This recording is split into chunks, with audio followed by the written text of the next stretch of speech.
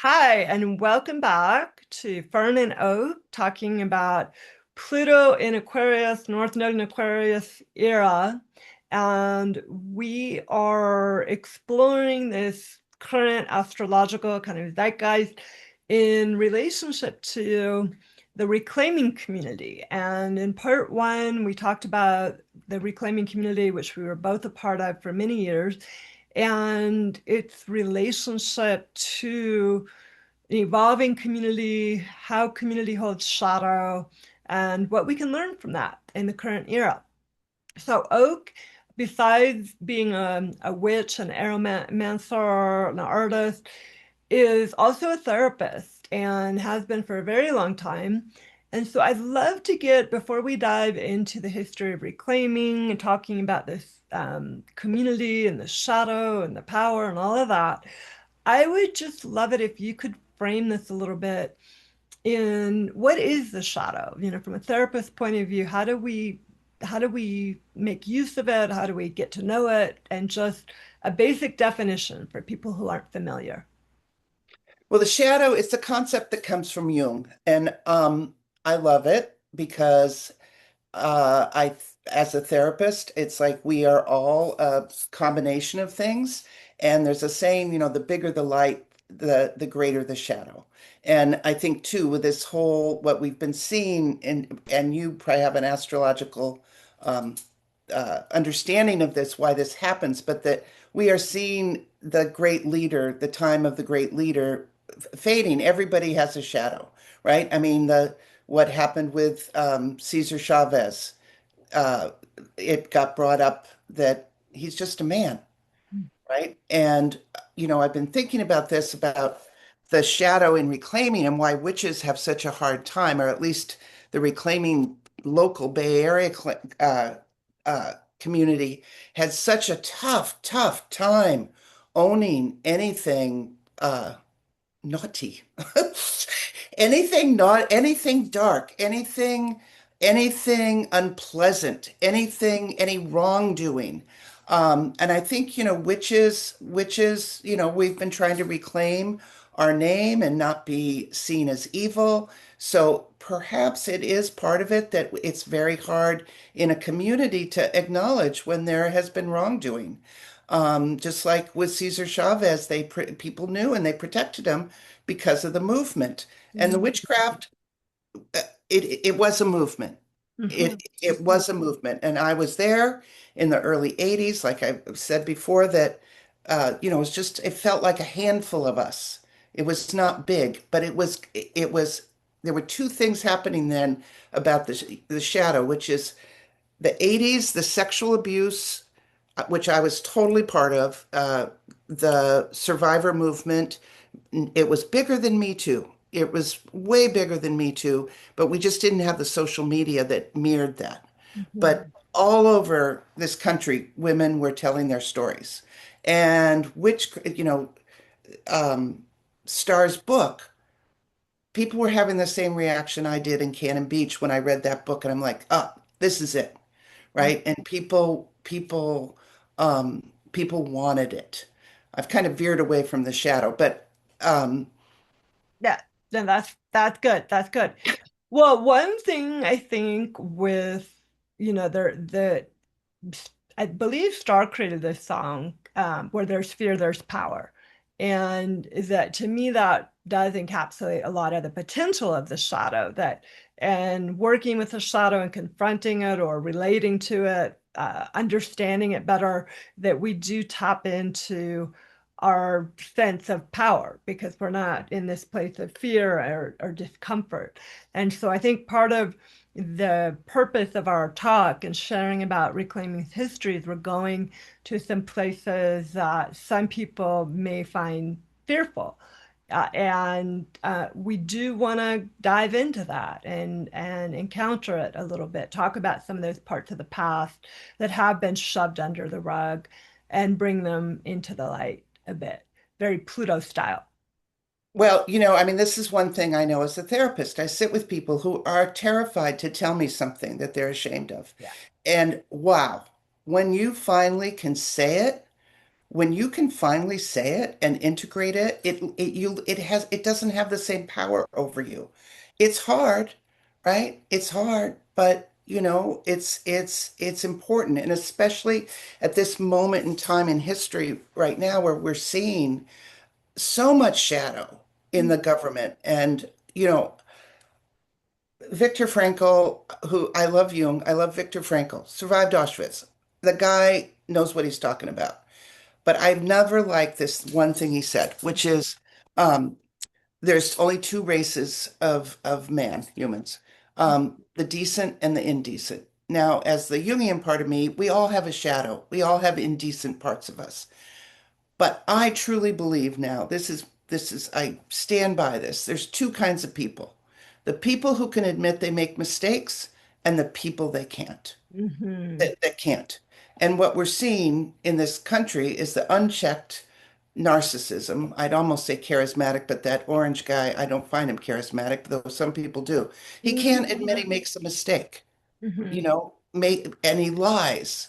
Mm-hmm. And um, being able to admit made a mistake is really key. Yeah. And there, in my experience in reclaiming, um, is it's really hard Yeah. to have people admit they made a mistake or Yeah. to admit that there's a mistake Mm-hmm. in how we structured something. And Yeah. it's deep.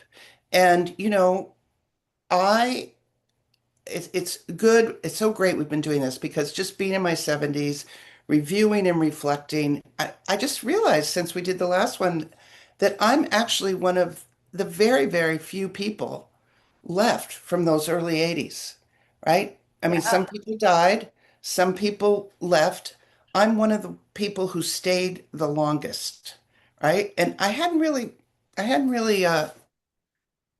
got that, but now I get it. Yeah, I new have seen information something. I from have seen, reflecting.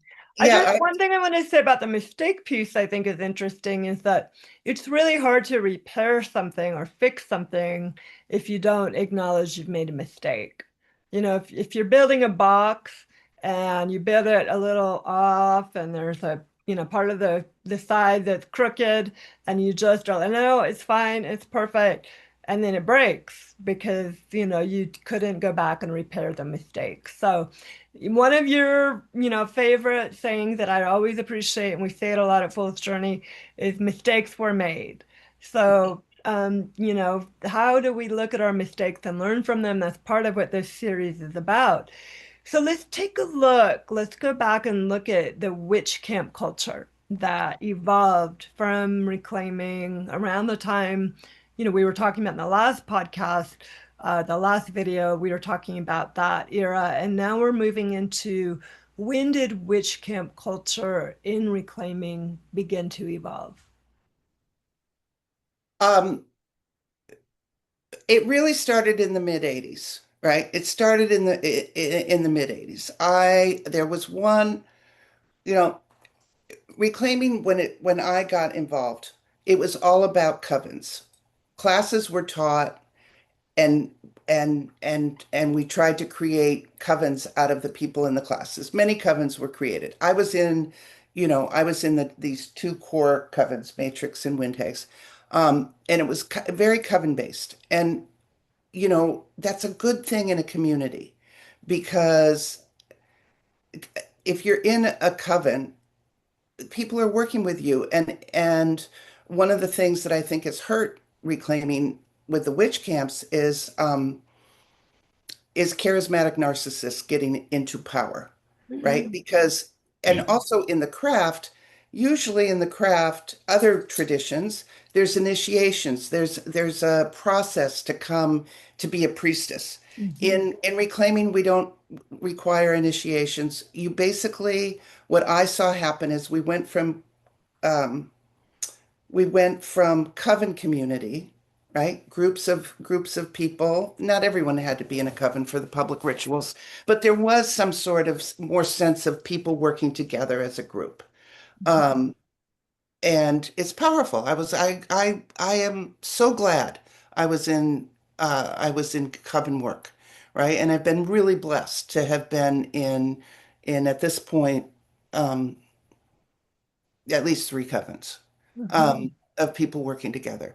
So what happened, I was at the first witch camp, well, not the first, there was one in the city, but at Jug Handle Farm, there was about 20 to 30 of us who gathered. And it was like a 3 day witch camp. And now, right at that time, it was like 1985. I also, I remember I got the call.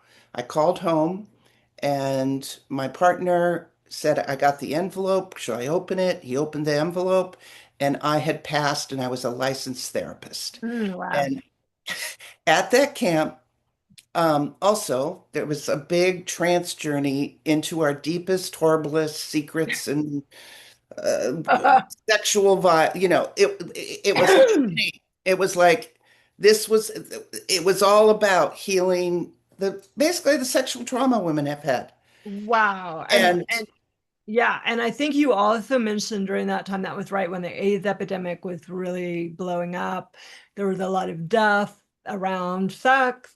And I was looking in that era, 1985, and realized that actually was when Pluto is in Scorpio at 4 degrees. Pluto rules Scorpio, so it's very much at home there. And right now we have Pluto in Aquarius at 4 degrees. So Pluto in Aquarius is squaring that era, which I think is part of why we're talking about all of this. But this time around, we get more of an airy perspective. We get, look at it from a different place and hopefully make some meaning out of it and learn from it.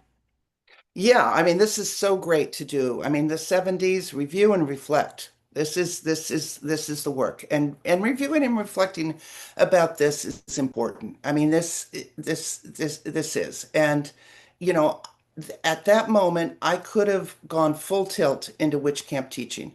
But for me, it was a busman's holiday. I did not, I was working doing incest survivor groups. Mm. Um, I did not want to go for a week and be sitting in people's stories. Oh boy. And Yeah, I would no, hear from no. my coven wind hags. It was all the core at that time, the core witch camp teachers.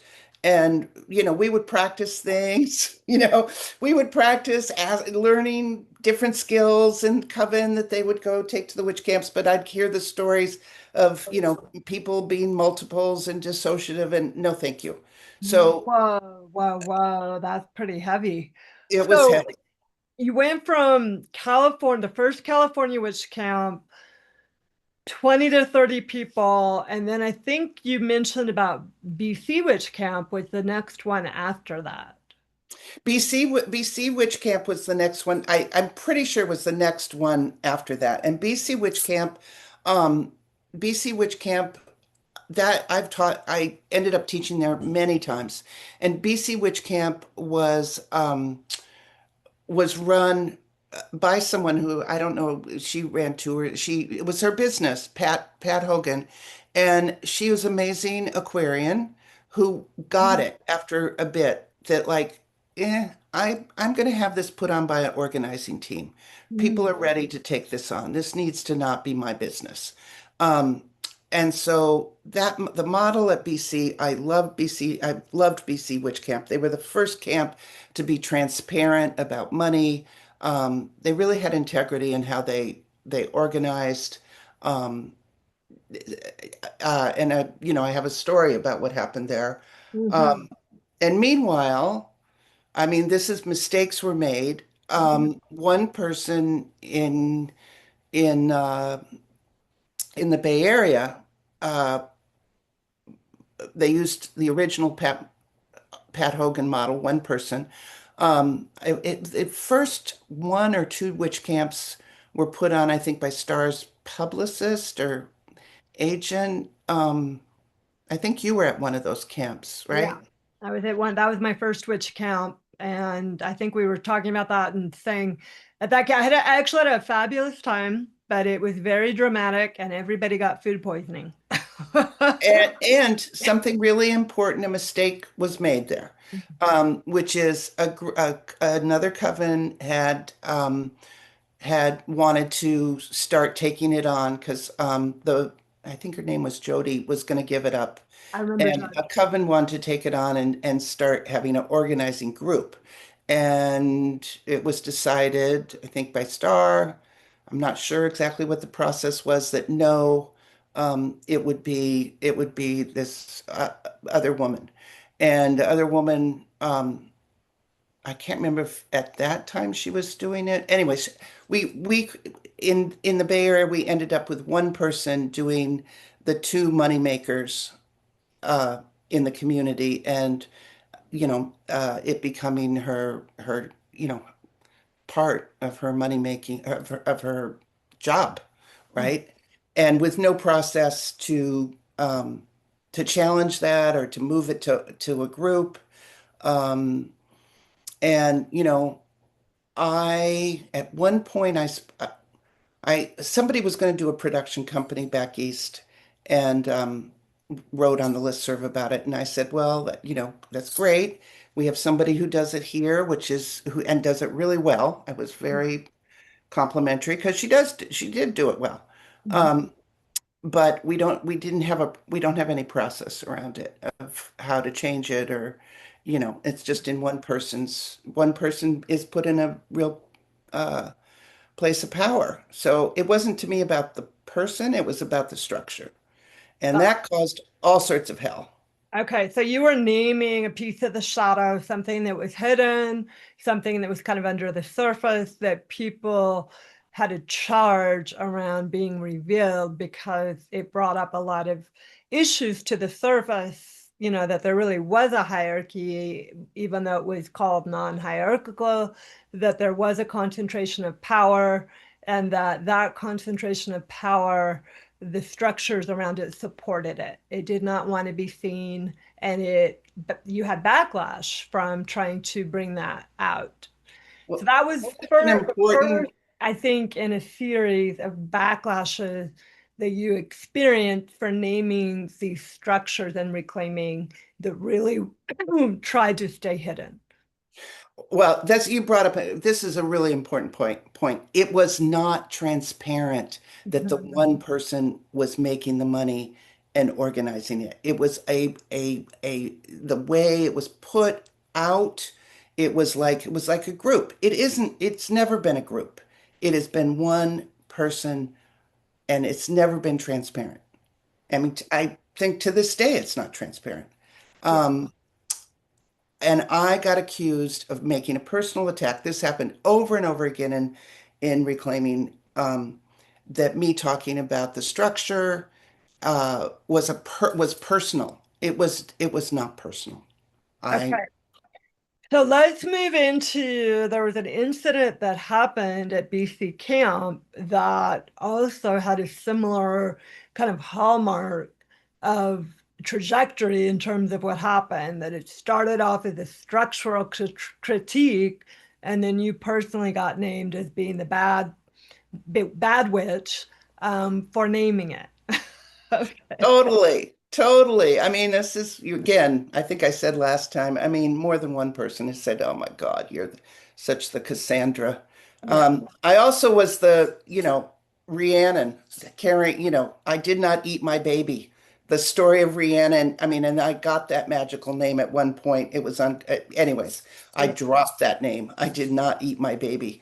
Um, so anyways, yeah. So BC, beloved camp. I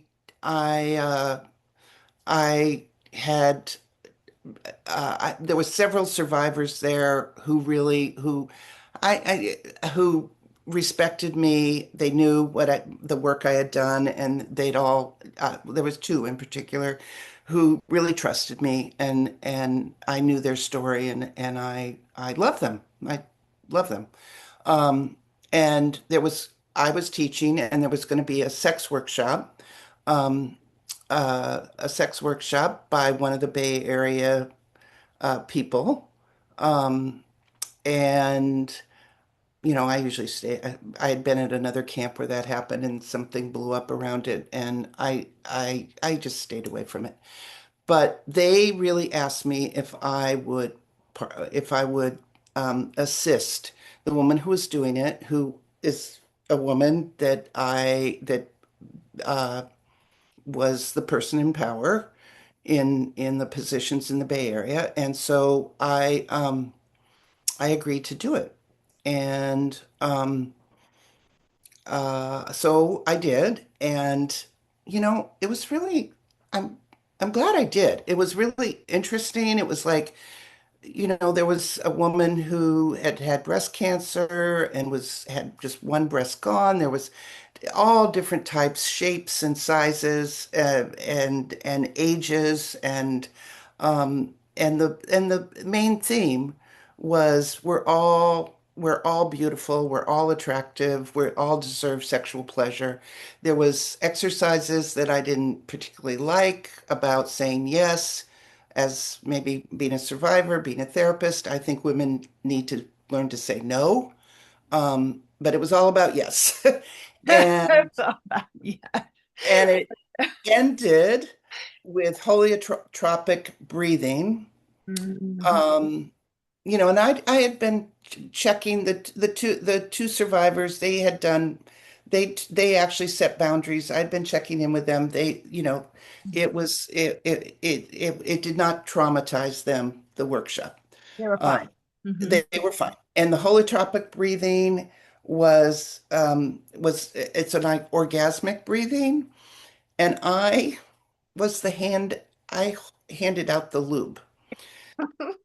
So I moved through this room. I mean, I'm bad at numbers, but there were, probably, I don't know, over 20 people, maybe Wow, 30 that's a in lot. this. It was a big camp. And that's the thing, these camps were big. Um, I'm handing out the lube and I'm saying, breathe in and out, in and out, in and out. Okay, that was the last thing.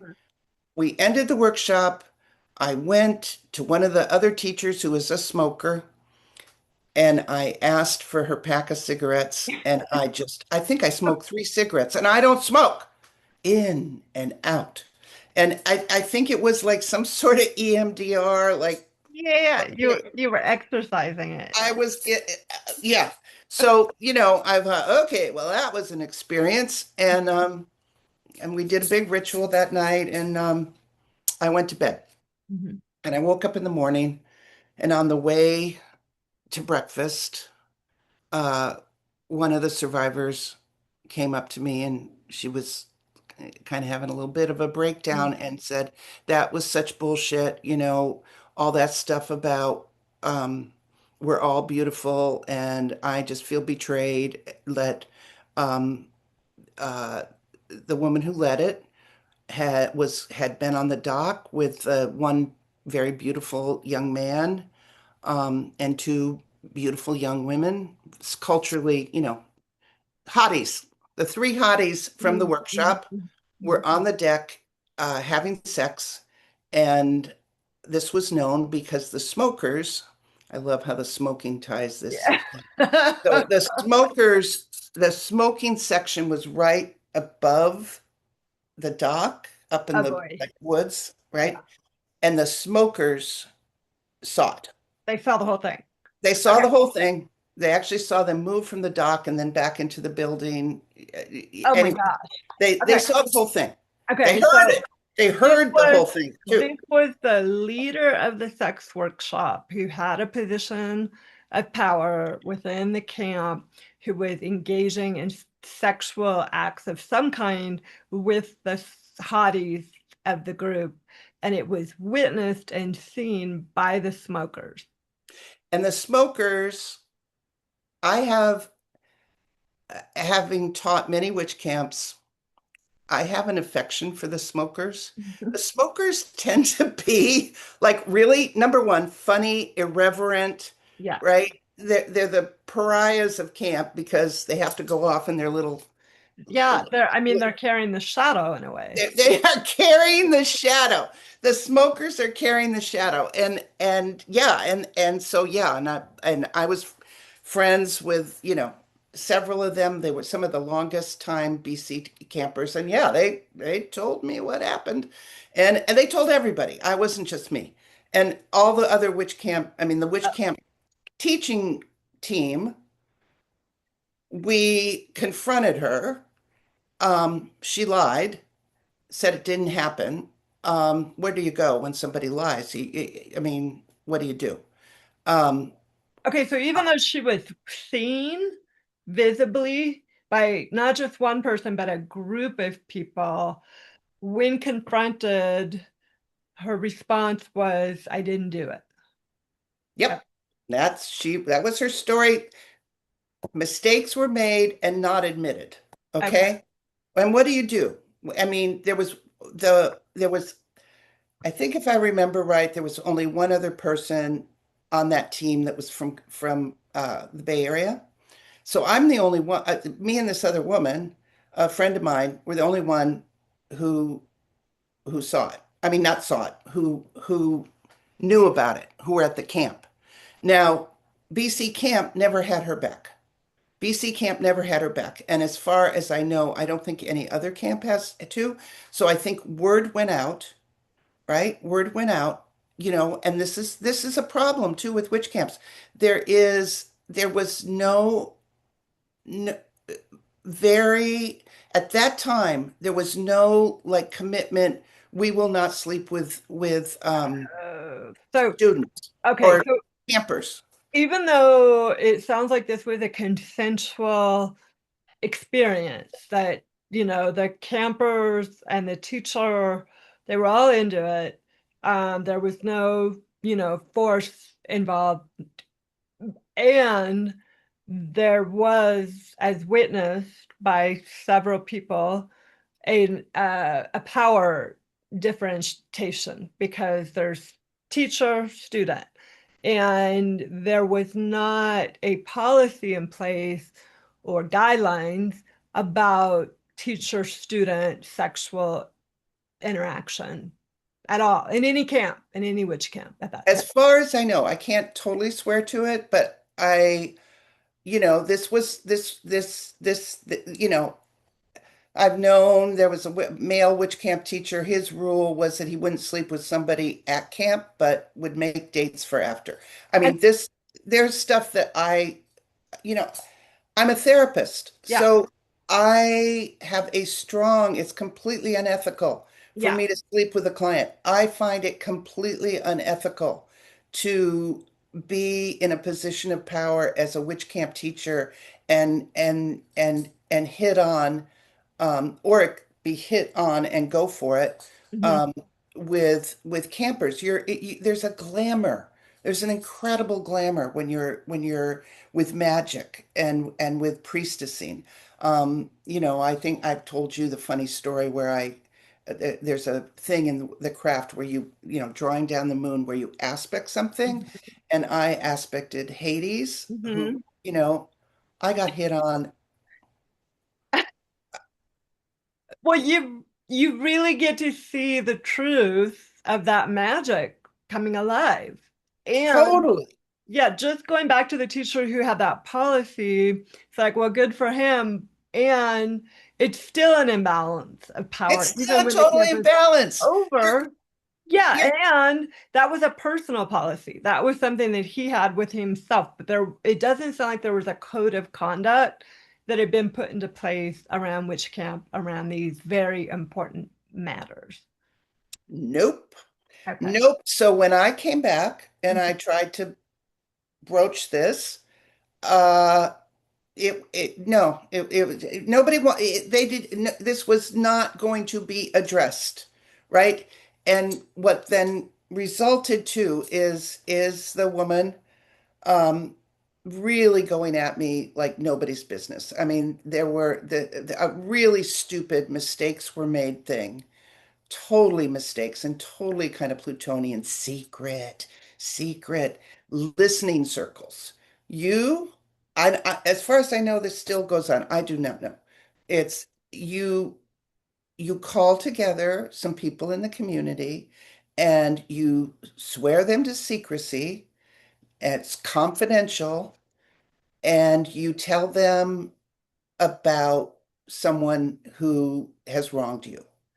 And so you have is it called a bully puppet? I don't know. You Okay. have you can just say anything about the person. And this happened.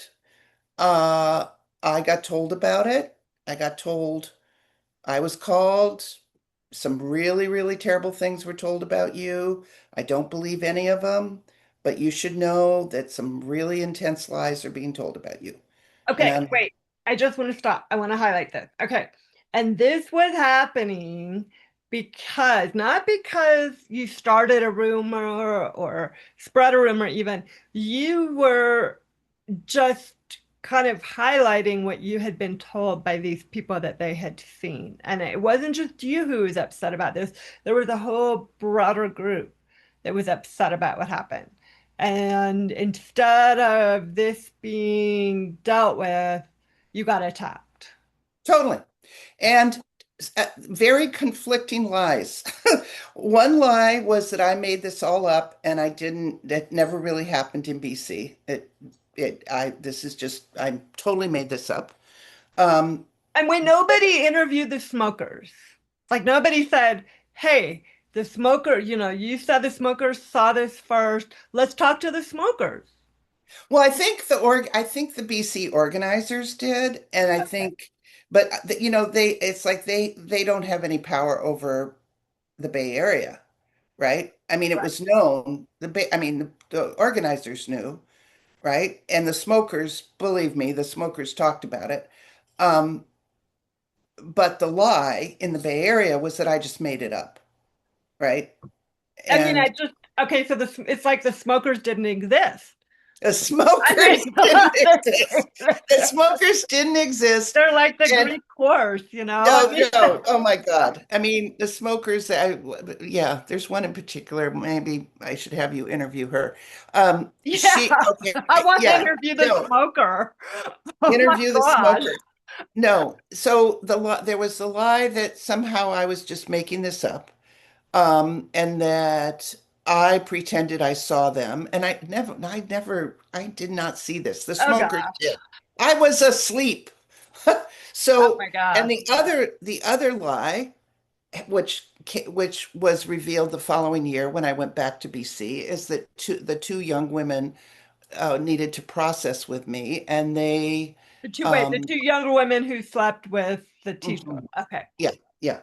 So they needed to process with me that they had been told I was making a big deal about this, and it was consensual, and and the one went on and on about how powerful it was that she was making love to a goddess, that she felt the woman was a credible sex goddess, and it was like the star goddess. She was making love to the star goddess, and I had no business, like, you know, having an opinion about it. And, I said, yeah, I get it. That's your experience. Many people have slept with their professor, maybe even married the professor, and it was fine.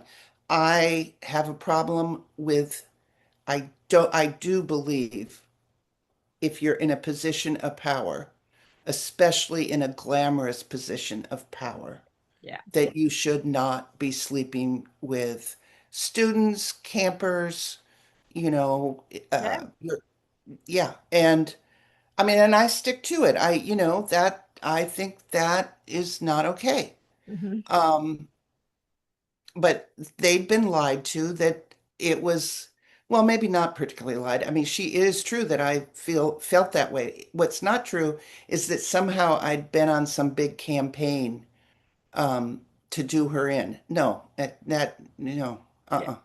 Not all I want. I would like rules.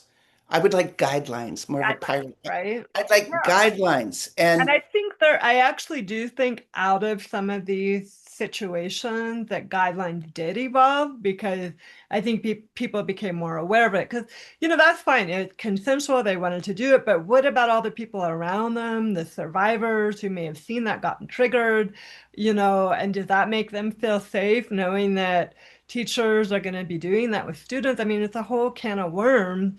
And the fact that there were no guidelines seems rather shocking now, but those No, experiences needed to happen, I guess, to create the guidelines. I mean that was the tragic thing about it is that, there'd been people who'd had a profound experience thinking, we're all attractive, and then when you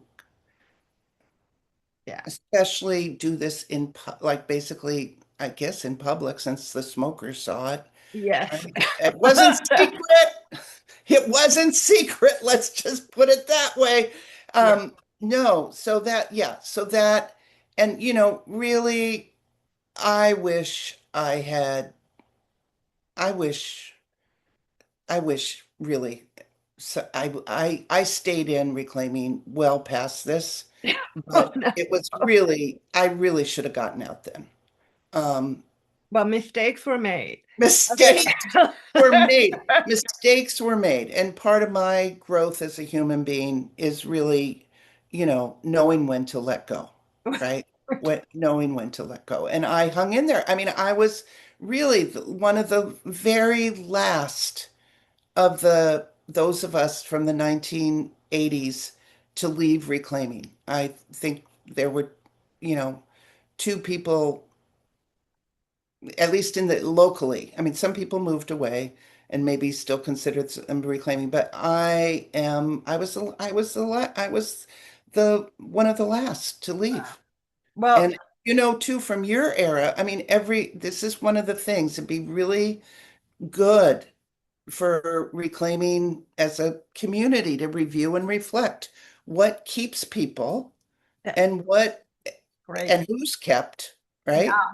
Yeah, I Who's think kept. that's a very good question, especially for Pluto and Aquarius, kind of pulling the rock back and looking at the worms era in community. And I think we were going to follow this trajectory of kind of, you know, um, behavior happening, calling the behavior out, getting attacked, and it's on a systemic level. And this continued, and we will continue to talk more about this with the independent craft teachers that arose out of some of this conflict. Absolutely. Absolutely. Okay, so until next time, we will talk more about independent craft teachers and the shadow of community in reclaiming and the broader collective. But thank you so much, Oak, and I will see you for part 3. So, Okay, bye-bye. great.